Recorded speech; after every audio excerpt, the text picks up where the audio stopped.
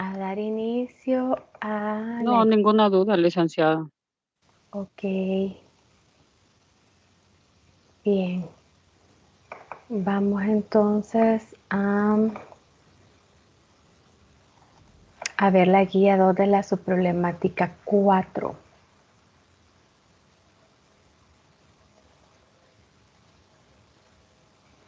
Voy a compartir.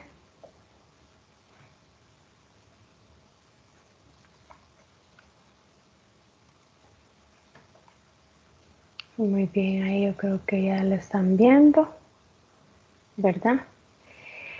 Entonces aquí siempre sobre el tema del origen y la evolución del ser humano vamos a ver un poco más sobre la teoría de la evolución, ¿verdad?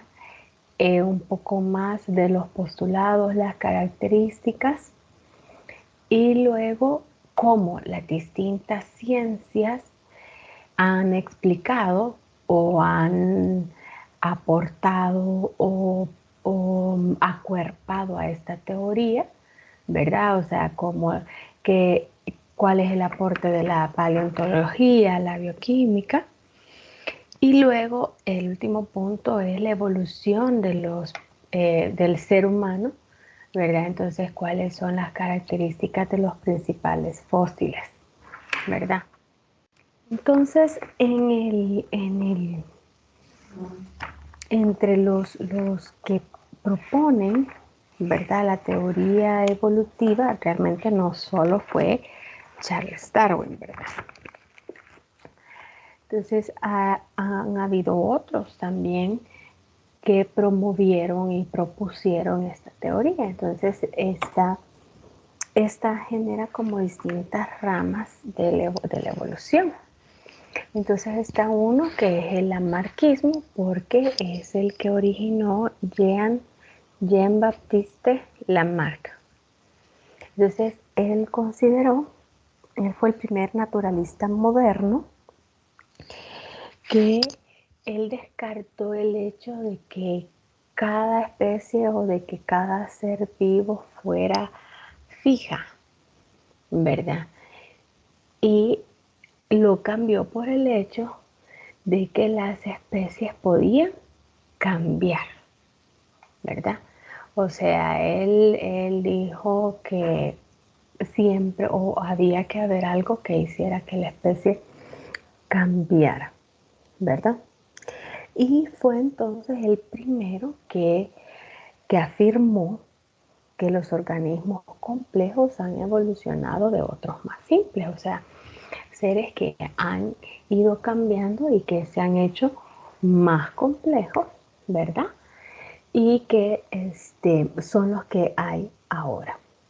Entonces, para él, estos organismos simples eran los infusorios, que serían células o microorganismos que tienen cilios, que son pequeñas estructuras en sus bordes que se movilizan, eso era lo que les permitía movilizarse, ¿verdad?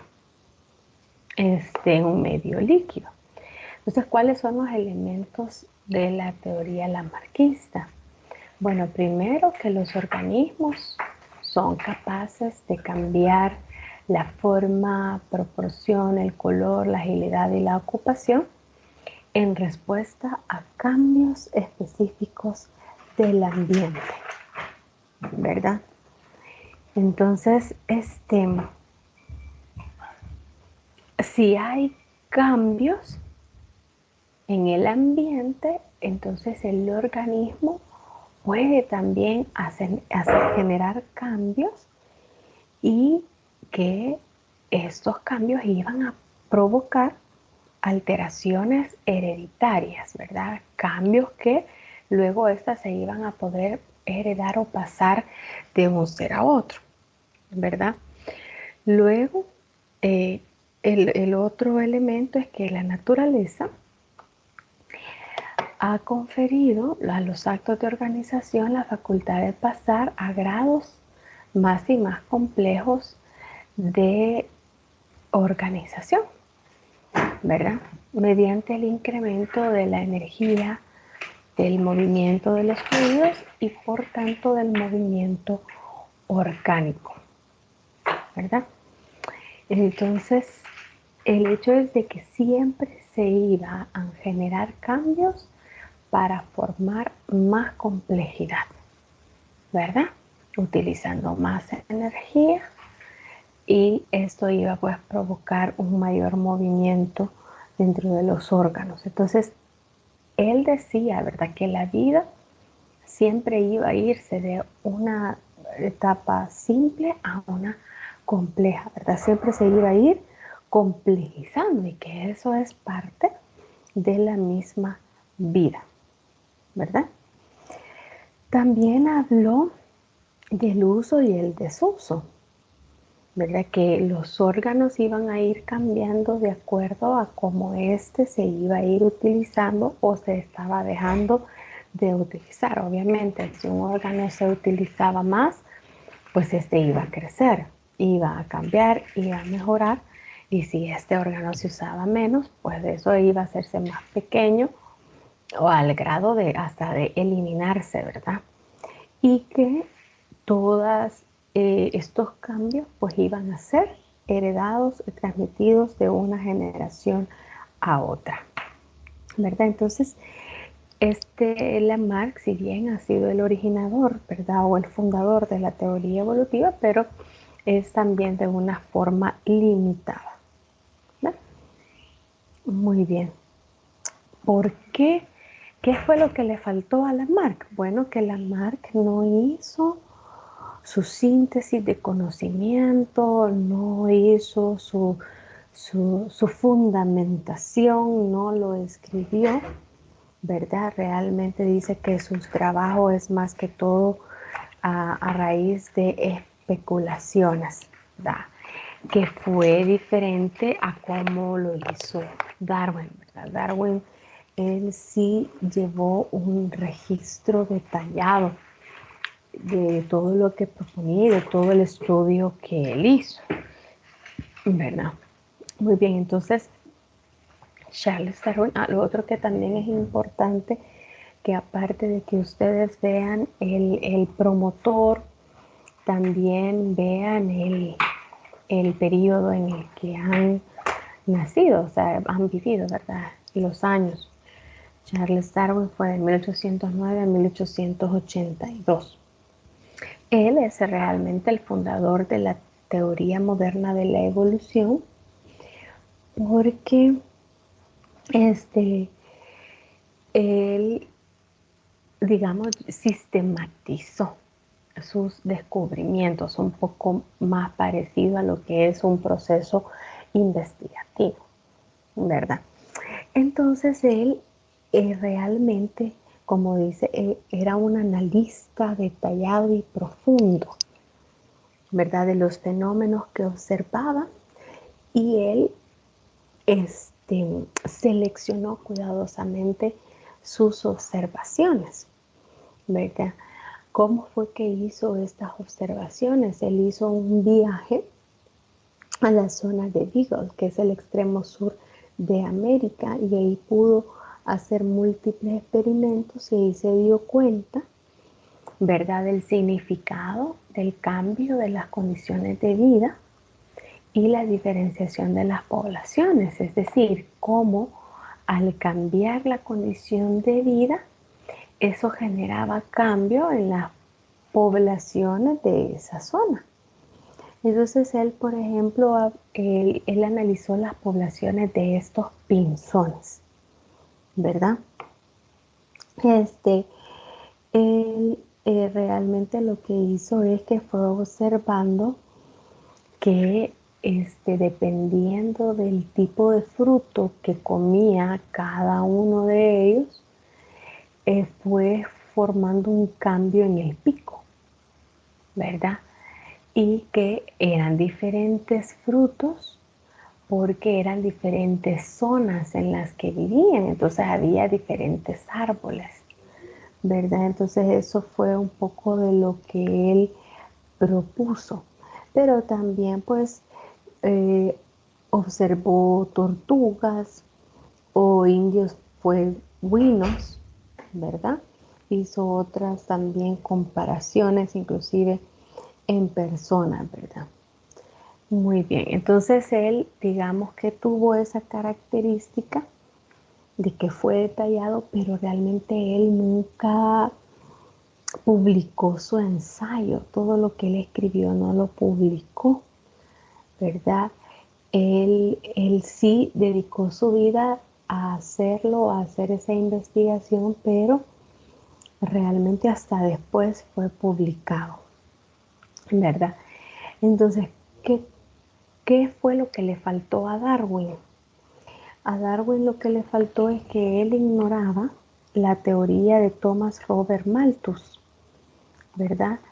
Sobre el crecimiento poblacional, los cambios en o la diferencia entre el crecimiento poblacional y el crecimiento agrícola, ¿verdad? En la cual dice que como crecen de manera diferente, hay mucha más población que alimento, entonces esto genera mucha muerte, ¿verdad? Hay un desequilibrio ahí. Y lo otro es que no conocía o no llegó a conocer las leyes de Mendel, de la herencia. Entonces, él no pudo relacionar o resolver lo de la relación, lo de la selección natural y lo del uso y desuso, ¿verdad? De los órganos. Y pues también hubieron muchas críticas que se le hicieron que él no pudo responder, ¿verdad? Pero hubo alguien más que se interesó en esa teoría, que fue Alfred Russel Wallace, ¿verdad?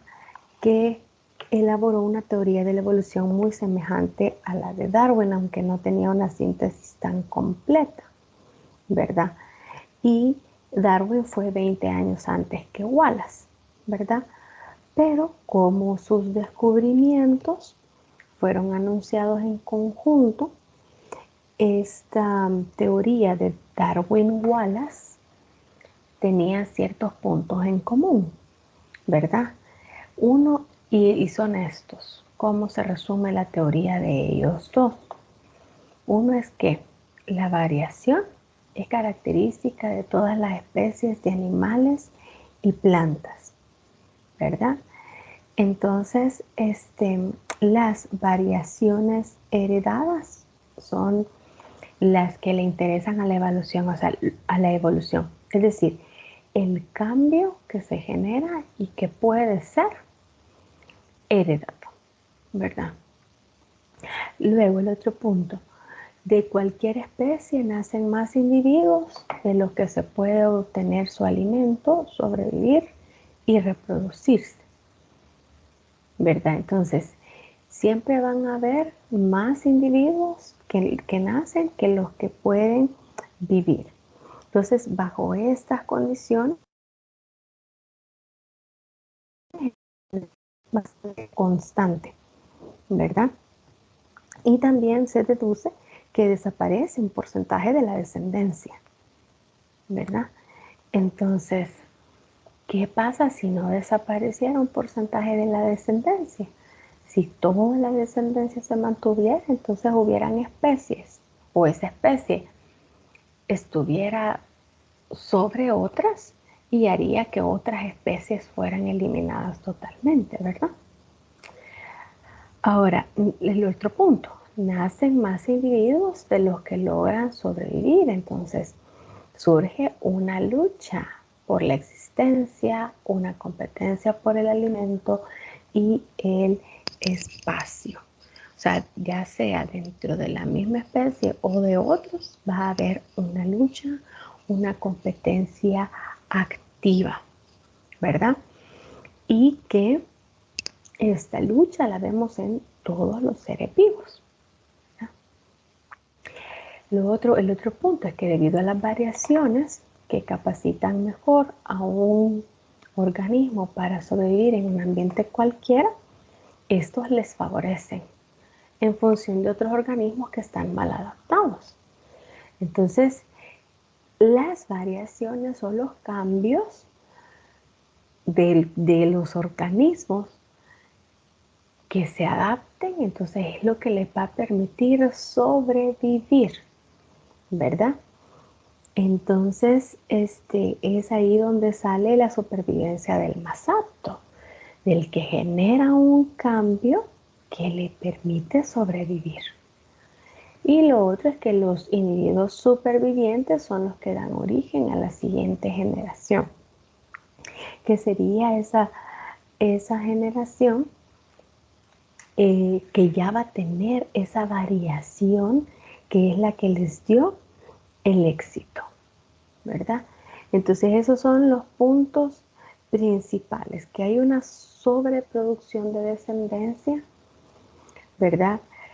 Que, que por tanto va a haber una lucha para sobrevivir, que va a haber variación en esa descendencia, que esa variación se puede heredar y que esa variación, cuando es favorable, es la que hace que el individuo o esa descendencia sea apta para sobrevivir, ¿verdad? Entonces esas serían como las premisas, ¿verdad?, de la teoría de Darwin-Wallace. Ahora, ¿cuáles son las pruebas de la evolución vistas desde diferentes ciencias, ¿verdad? Primero veamos la de las ciencias de la anatomía, ¿verdad? La anatomía es la ciencia que estudia la estructura de los órganos, de los diversos componentes. Entonces se refiere a la forma, ¿verdad? Entonces en el caso de la evolución, esta se enfoca en analizar las modificaciones que ocurren en cada sistema de órganos de diferentes clases taxonómicas de seres vivos. Entonces compara morfológicamente o compara la forma en la que está conformado y organizado los diferentes sistemas de órganos de diferentes seres vivos. Entonces establece similitudes o diferencias, ¿verdad? Y establece homologías y analogías, ¿verdad? ¿Qué es entonces la homología? La homología es el proceso mediante el cual se establece una correspondencia o similitud de estructuras anatómicas que son debidos a factores hereditarios provenientes de un ancestro común. Entonces, ¿qué es lo que se dice? Vaya, se comparan, este, se comparan diferentes órganos o como dice, sistemas de órganos en diferentes especies, ¿verdad? Y se ve si están conformados y similares o diferentes. Entonces, en el caso, por ejemplo, de que del ala del murciélago, que sería esta la primera, el ala de un ave, la extremidad superior de un venado y la extremidad superior del ser humano, se puede ver que son órganos homólogos. ¿Por qué? Porque consta, dice, de casi exactamente de los mismos huesos, músculos, nervios y vasos sanguíneos. Entonces, aunque por fuera tienen una fisiología, una función diferente, una forma diferente, pero por dentro tienen la misma cantidad y tipos de huesos, ¿verdad? Y todo lo que los rodea, de músculos, vasos sanguíneos, por eso son homólogos, ¿verdad? Entonces, por eso ustedes pueden ver en colores, se les puede identificar los distintos tipos de hueso y cómo están presentes. Miren, todos tienen el azul oscuro, el rojito, que son dos huesitos ahí, todos los moraditos, los amarillos y los verdes, o sea, son huesos homólogos, ¿verdad? Ahora, el otro concepto es la analogía, que la analogía es el proceso mediante el cual se determina que las partes que se comparan tienen funciones iguales, funciones similares. En el caso del ala de un ave y de una mariposa, estas tienen funciones iguales, porque ambos les permiten volar a ese ser, ¿verdad? Pero tiene diferente estructura anatómica, ¿verdad? Entonces, en el caso de la ala del ave y de la mariposa, son estructuras análogas, pero no son homólogas, ¿verdad? Porque no tienen la misma conformación. La mariposa pues no tiene los mismos huesitos que el ave, ¿verdad? O el murciélago, ¿verdad? Ahora, el ala de un ave y de un murciélago ya vimos que son homólogas y en este caso son análogas también, porque tienen, recuerdan, la misma distribución de huesos, ¿verdad? Y tiene la misma función, ¿verdad? Y en el caso de la comparación de la extremidad superior del hombre y el ala del murciélago, son homólogas, pero no son análogas, ¿verdad? Porque la extremidad superior en el ser humano no le permite volar.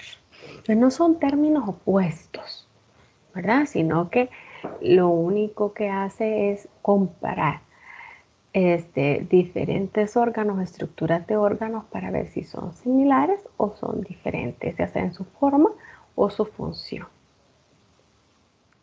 Ahora, ¿qué ha aportado la embriología? Aquí tenemos a Haeckel, que él habla de la recapitulación, ¿verdad? El principio de la recapitulación, en la que dice que las etapas sucesivas del desarrollo individual, que es llamada ontogenia, ¿verdad? O sea, la etapa del embrión, las etapas sucesivas, una después de la otra, que se llama ontogenia, corresponde a los ancestros adultos de los diferentes organismos localizados en el árbol filogenético, es decir, que tienen un ancestro común porque son similares, ¿verdad? En sus etapas embrionarias, ¿verdad? O sea que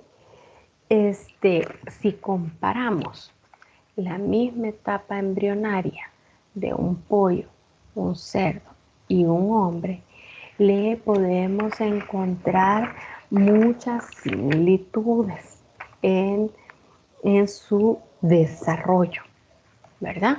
Si comparamos otra etapa, vamos a encontrar otras similitudes de su desarrollo, ¿verdad? Entonces, lo que propone es que tienen características en común, ¿verdad? Y que lo que indica es de que proviene de un ancestro común, ¿verdad? Es decir, vienen de un ancestro común porque en las diferentes etapas de su desarrollo embrionario tienen similitudes, ¿verdad? Aunque cada quien se mantiene dentro de su especie. Eso es lo que ha logrado determinar la embriología. Ahora veamos la distribución geográfica. En el caso de la distribución geográfica, lo que propone, ¿verdad? Es que la teoría de la deriva continental, ¿verdad? Demuestra que hace 200 millones de años el planeta estaba conformado por un solo supercontinente, ¿verdad? Que era la Pangea, que sería esta. Toda la Tierra estaba conectada porque la Tierra tiene 503 millones de kilómetros al cuadrado. el 29% es tierra y el resto, o sea, un 71% es agua. Entonces, la Pangea era el continente y la Pantalaza era el mar que lo rodeaba totalmente, ¿verdad? Entonces, ¿por qué es que se propone esto? ¿Verdad? Porque si se observan los bordes de los continentes, hay muchos como que casan, como que fuera un rompecabezas que se hubiera separado, pero que si tratamos de unirlo, pues podemos encontrar cómo es que se unen las diferentes piezas, ¿verdad? Este, entonces, eh, la evidencia más convincente es que, por ejemplo, los continentes de Sudamérica y África se ajustan aquí en esta parte de acá, por ejemplo. Aquí podemos ver que Sudamérica puede caber aquí, ¿verdad? Y esto de acá, pues cabría acá, más o menos, ¿verdad? Sudamérica y África encajan casi perfectamente. Y inclusive a 200 metros abajo del nivel del mar, ¿verdad? Y dice que también los otros contornos pues pudieran reacomodarse, ¿verdad? Y la otra evidencia son la distribución de los antiguos depósitos glaciares, ¿verdad? Este, en la cual pues se puede identificar los diferentes capas tectónicas o de tierra en las diferentes o las edades, ¿verdad? Que van desde el periodo paleozoico hasta principios del Cretácico, ¿verdad? Entonces, es, eso es lo que propone esta teoría, lo único que pues fue cambiando, ¿verdad? Porque primero tenía un solo continente, ¿verdad? Pero luego la Pangea sufre un rompimiento y forma dos continentes, la Laurasia y la Gondwana, ¿verdad? Luego se sigue separando en un periodo terciario en el Paleoceno, al inicio de la evolución de los primates, ¿verdad? Y ahí Europa y Norteamérica siguen unidas, ¿verdad? Aquí no solo nos presentan la Pangea, pero no está lo que está describiendo aquí el libro, ¿verdad? Pero es decir, la teoría propone, ¿verdad?, que era un solo continente y que fue cambiando y se fue separando hasta lograr los distintos continentes que tenemos ahora. Y que pues está relacionado, ¿verdad?, con ciertos acontecimientos que han sucedido en la Tierra y también con la diferencia o la diversidad de vida sobre la Tierra, ¿verdad? Si tienen dudas, pues pueden irlas haciendo. Licenciada, ¿Sí? disculpe una pregunta. Sí. En la teoría de la distribución geográfica, fíjese que realmente yo no entendí mucho que tuviera que ver la unión de los continentes con lo que son las pruebas de la evolución, porque no las mencionaba en sí. Entonces yo busqué, pero me salía que esta se basa en que el movimiento de las placas separa los continentes, ¿verdad? O sea, prácticamente lo que quería decir era que cuando los organismos viven juntos, evolucionan de un modo parecido o igual, pero al separarse, cada tipo de organismo evoluciona de diferente manera dependiendo del ambiente. Entonces, sí sería correcto tomar la distribución geográfica como desde el punto de vista de la evolución, como más o menos lo que le acabo de decir, o sería tomarla desde el texto que nos da, así como en la diapositiva. Sí, lo que deben de, o sea, eso es complementario y está perfecto que ustedes investiguen más cuando lo que se les da, pues es como muy básico, porque no explica, ¿verdad?, cuál es la relación entre este cambio que se propone de los continentes o del espacio continental en la Tierra, ¿verdad? Y la evolución de la vida. Entonces es perfecto que usted lo haga. Ahora lo que yo siento es de que una cosa no se opone a lo otro, ¿verdad? Aquí solo describe cuál fue el cambio que se fue dando en el continente, ¿verdad? No da mucha más información, solo relaciona un poco el tipo de seres vivos que había en cada etapa. Por ejemplo, hace 35 millones de años que era la Pangea, hace 135 millones de años era el periodo Cretácico, donde estaban los reptiles, ¿verdad? Ahora, cuando fue la separación en el periodo terciario, en el Paleoceno, ahí empezaron a evolucionar los primates. Y luego, cuando está las placas, cuando ya se acerca al periodo en que las placas están como la distribución actual, ya es la edad del hombre, del Homo sapiens. O sea que el cambio que hubo en la distribución de la Tierra o del continente terráqueo, ¿verdad?, hizo cambios en el tipo de seres vivos que la habitaban, ¿verdad? Y como usted dice, eso provocó cambios en el ambiente y por lo tanto provocó cambios en el tipo de seres vivos que la habitaban y la capacidad de ellos para vivir, reproducirse y crecer, ¿verdad? Entonces, prácticamente la forma en la que está ahorita es la que da el soporte para el ser humano, prácticamente, ¿verdad?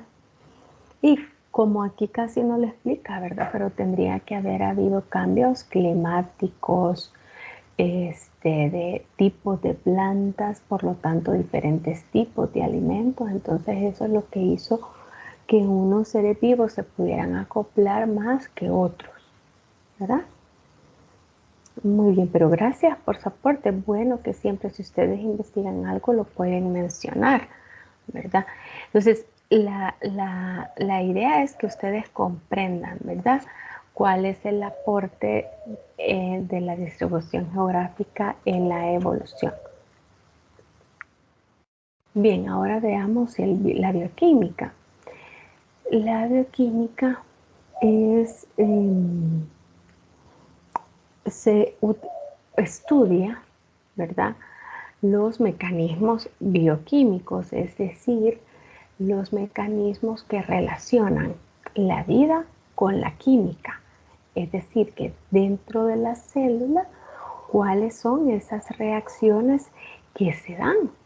¿Verdad? Reacciones químicas que se dan en el interior de la célula que está relacionado pues con la vida. Y esta ciencia lo que hace es que estudia esos mecanismos en los diferentes organismos para ver cuáles son similares, ¿verdad? O qué tanto pueden ser diferentes, ¿verdad? Entonces, ¿por qué estudian esto? Porque se ha descubierto, ¿verdad?, que todos los organismos emplean el ADN para la síntesis de proteínas. Entonces, ¿cuáles son los procesos bioquímicos que realizan las células de las distintas especies, ¿verdad? Así, se ha detectado que hay ciertas proteínas, por ejemplo, entre el hombre y el primate, que son muy parecidas. Las proteínas están formadas por aminoácidos, ¿verdad?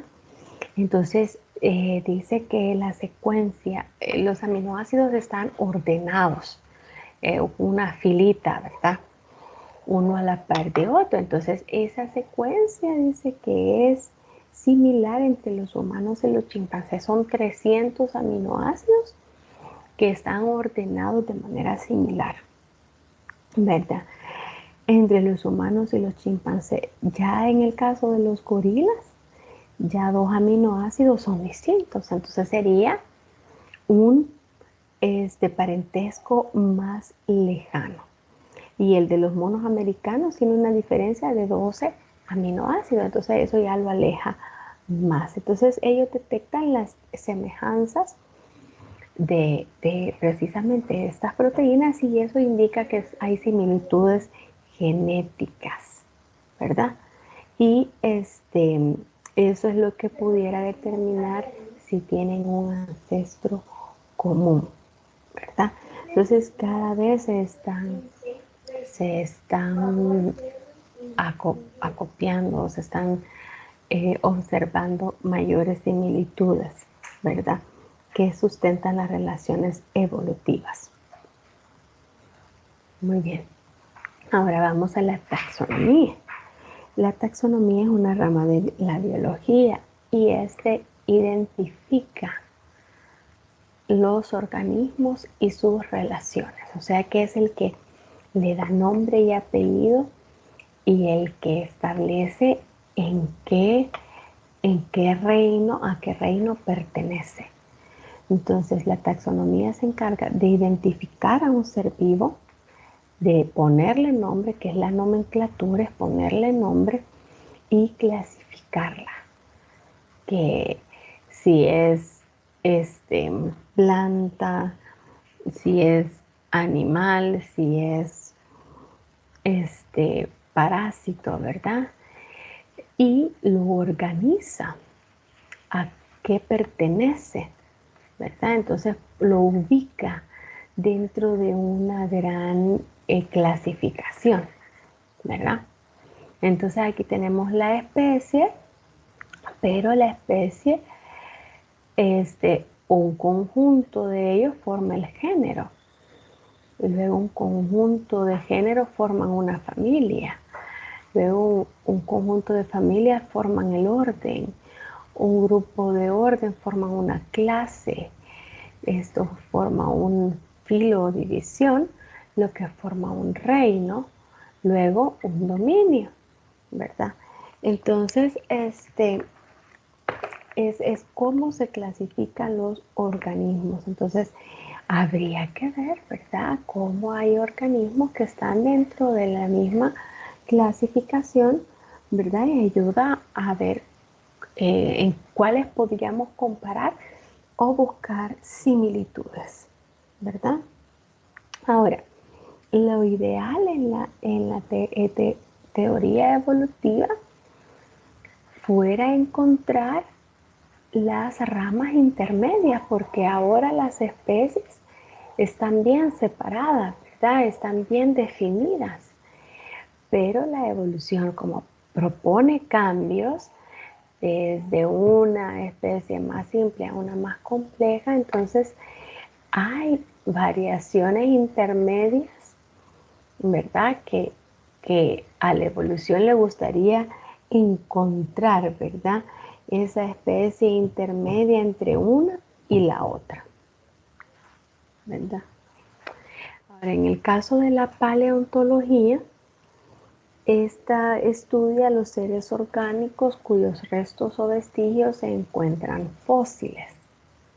¿Y qué es un fósil? Es una impresión, un molde, una porción del cuerpo o un organismo completo que está petrificado por causas naturales, ¿verdad? Y que no es de la época geológica actual. O sea, como está petrificado, está en capas del suelo, ¿verdad?, más profundas, y que precisamente está cubierto porque ha sido en una época anterior y que por la forma en la que quedó recubierto no se desintegró del todo, ¿verdad? Entonces que por eso se puede observar. Entonces generalmente son restos de animales o huesos, dientes, conchas, ¿verdad? o a veces su cuerpo queda como impreso, la forma de su cuerpo en las rocas. Entonces así se puede conocer la forma, ¿verdad?, de ese ser, planta o animal que existió antes. Entonces la paleontología ha demostrado cómo hay especies que con el tiempo han desaparecido y que han ido apareciendo otras nuevas debido a los procesos de transformación, ¿verdad? Entonces, eso es lo que les ha permitido pues encontrar esas especies intermedias y a reconstruir el proceso evolutivo de algunas especies, ¿verdad? La ecología y sus adaptaciones se encarga de estudiar las interrelaciones del ambiente respecto a los seres vivos y viceversa, ¿verdad? Es decir, investiga, ¿verdad?, cómo cada ser vivo actúa en un ambiente determinado para generar adaptaciones que son los que le permiten vivir. Entonces ese es el objetivo del ser vivo, ¿verdad?, adaptarse para vivir. Entonces, así cualquier característica modificada va a permitirle al ser vivo hacer cosas útiles para su existencia, hacerla de forma más eficiente o hacerla de forma más exitosa. Y esa es la característica adaptativa o una adaptación, o sea, lo que hace que cambie para tener éxito, ¿verdad?, en vivir.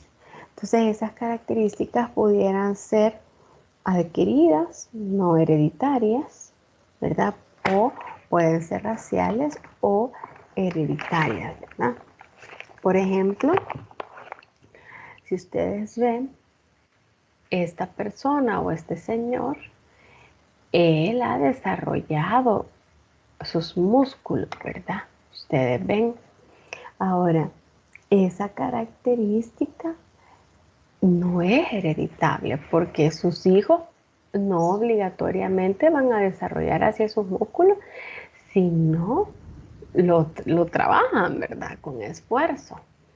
Entonces esta característica no es hereditable, sino que él adquirió esa destreza, adquirió el crecimiento de estos músculos por su esfuerzo, por su trabajo, ¿verdad?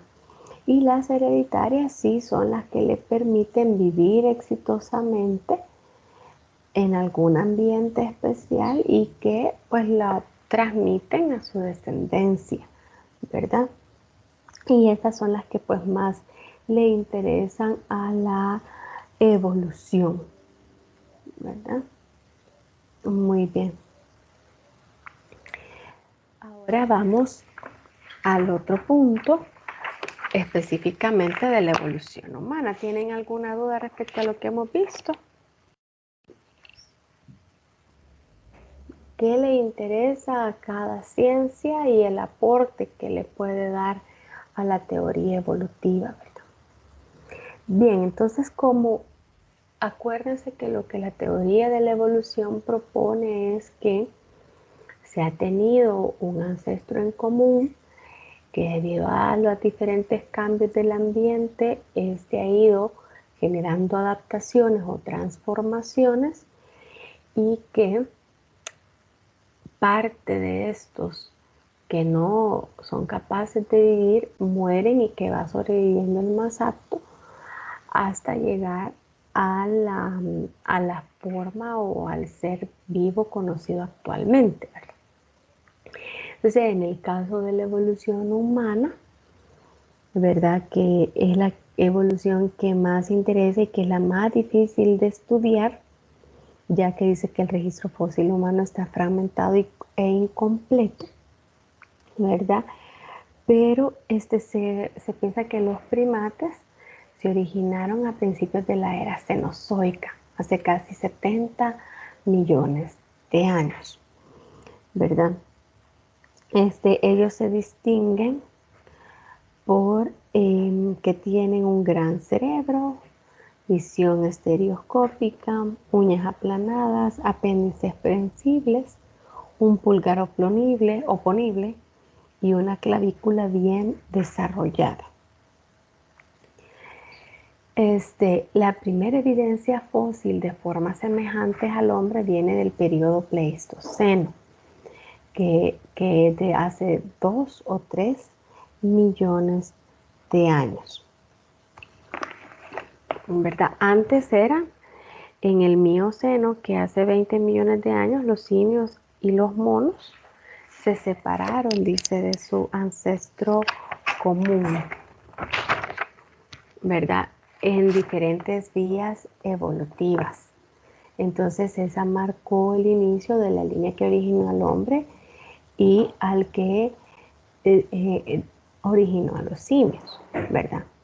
Que aquí habla de que más de que sea un árbol genealógico es más como un arbusto, porque pues hubieron varias ramas que se dividieron, ¿verdad? Y eso separó unas de otras, ¿verdad? Pero que desde ese periodo de hace 20 millones de años no se tienen fósiles, sino que hasta hace 4 millones de años se tienen fósiles. Entonces hay un gran periodo de tiempo en que no se ha descubierto los fósiles, pero entonces no se puede conectar o no se ha encontrado esos fósiles que serían en sí los predecesores, ¿verdad? Del ser humano. Entonces, el primer hombre que se encontró, ¿verdad? Que lo encontró la familia Liki en la región árida de Olduvai, en Tanzania, ¿verdad? Era el Australopithecus. Estos seres eran bípedos, que medían entre 1,20 y 1,50 metros y pesaban menos de 45 kilogramos.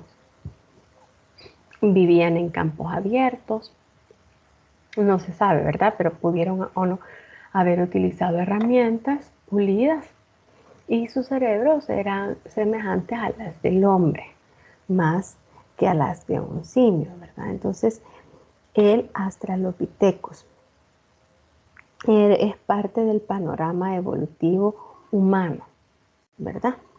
Muy bien. Ahora,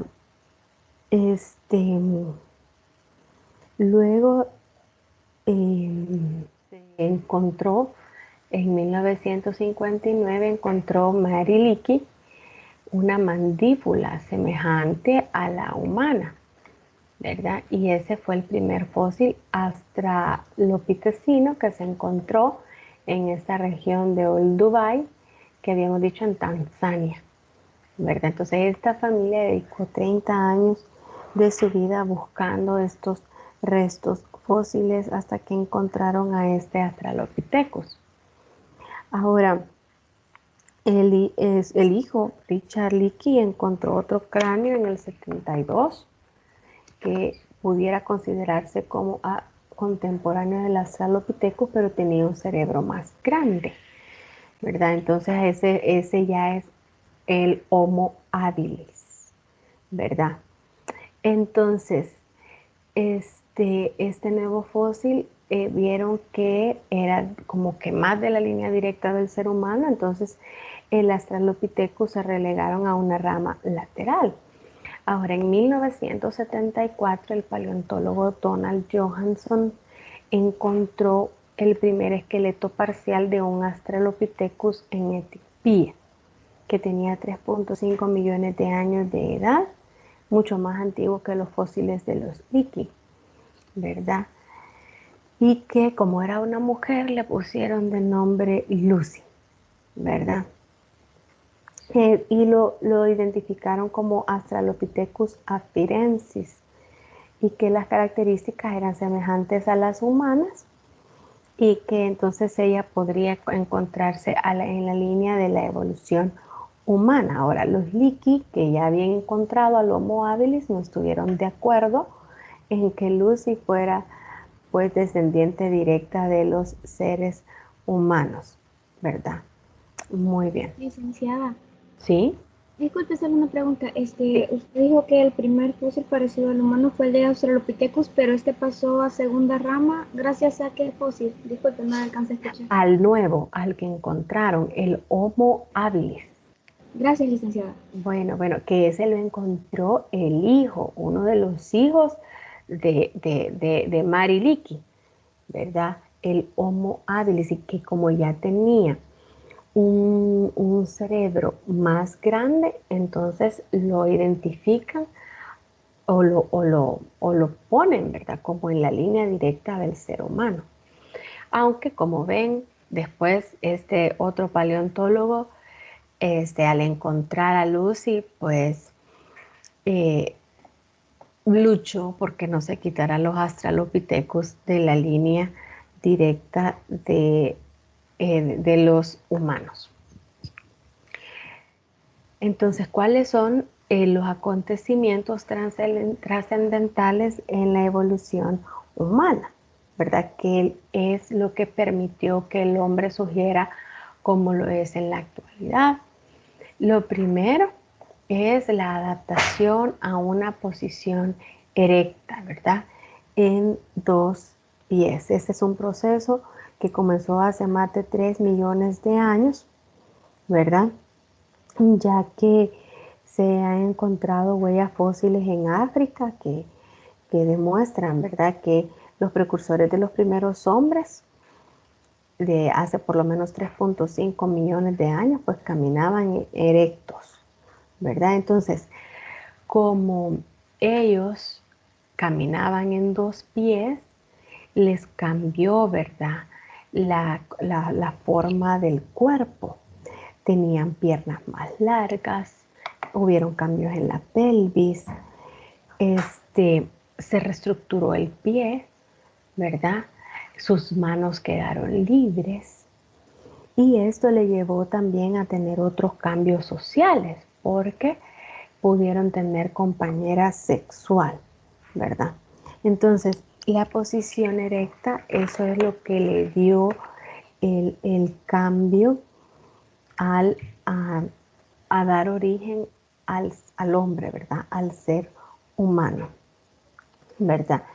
Entonces, este cambio en la adaptación, tanto en su comportamiento y sus actividades, porque ellos empezaron a habitar en cuevas, utilizaban fuego, elaborar herramientas, entonces empezaron a generar, como con un cerebro más grande, empezaron a generar ideas, ¿verdad? Entonces, eso pudo generar que se formaran pequeños grupos de trabajo, ¿verdad? Este comportamiento social reproductivo.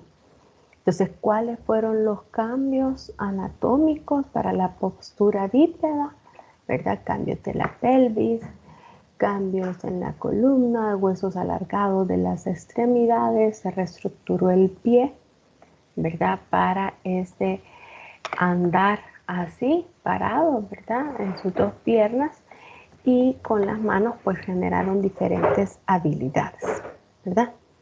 Entonces, a mitad del Pleistoceno, hace más de 400.000 años, un tipo de hombre pues tuvo una amplia distribución en la Tierra, que fue el hombre Java y el hombre de Pekín, que ahora se denominan Homo erectus, ¿verdad?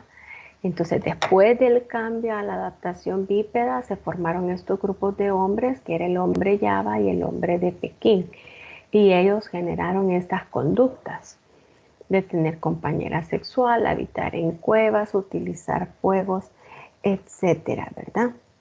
Y dice que el tamaño del cerebro se aproximaba al del hombre moderno y sus fósiles están ampliamente distribuidos en Europa, Asia y África.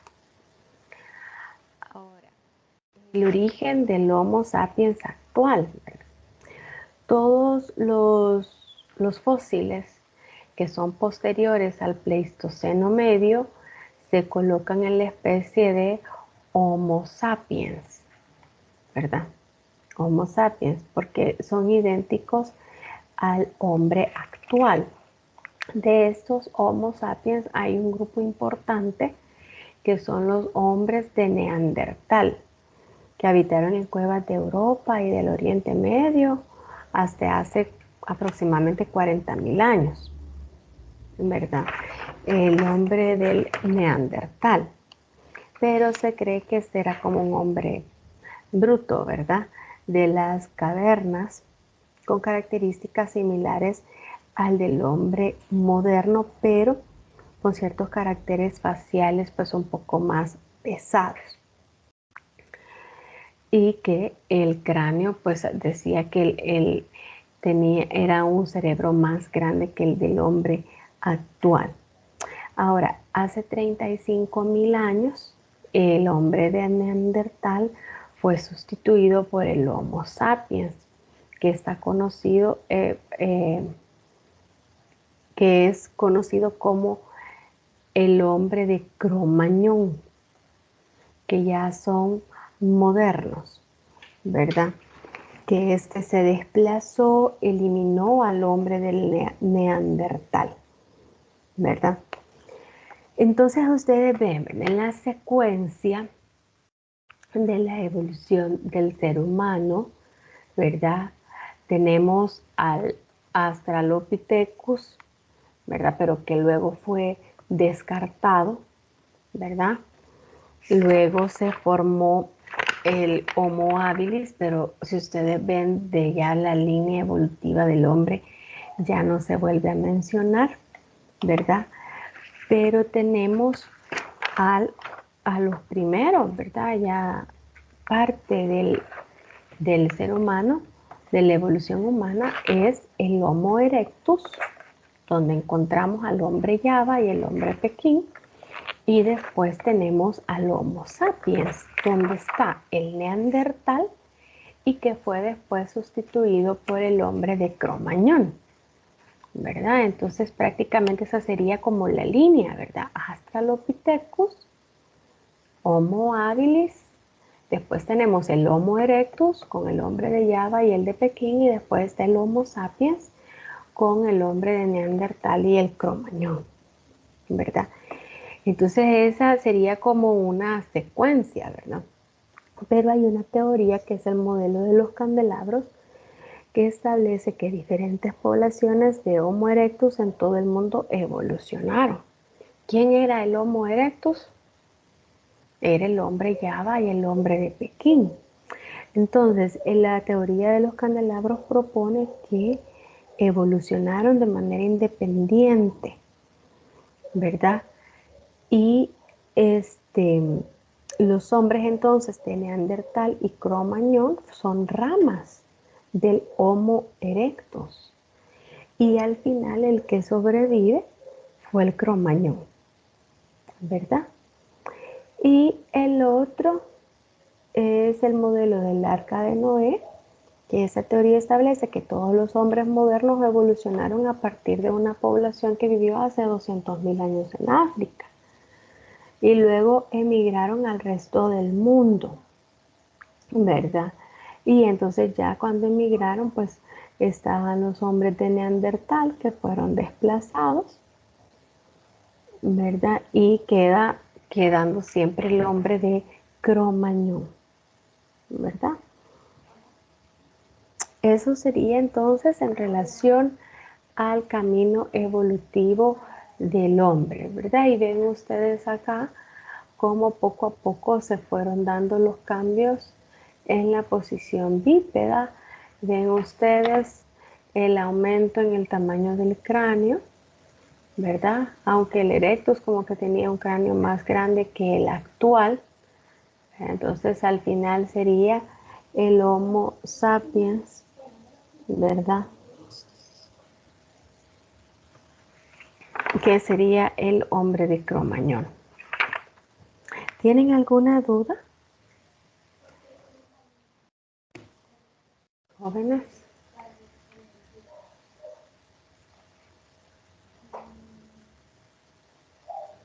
¿Hay dudas?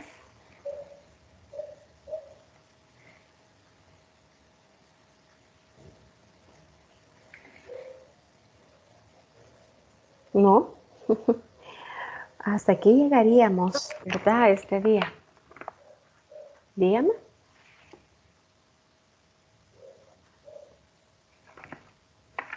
Bueno, voy a detener la grabación entonces.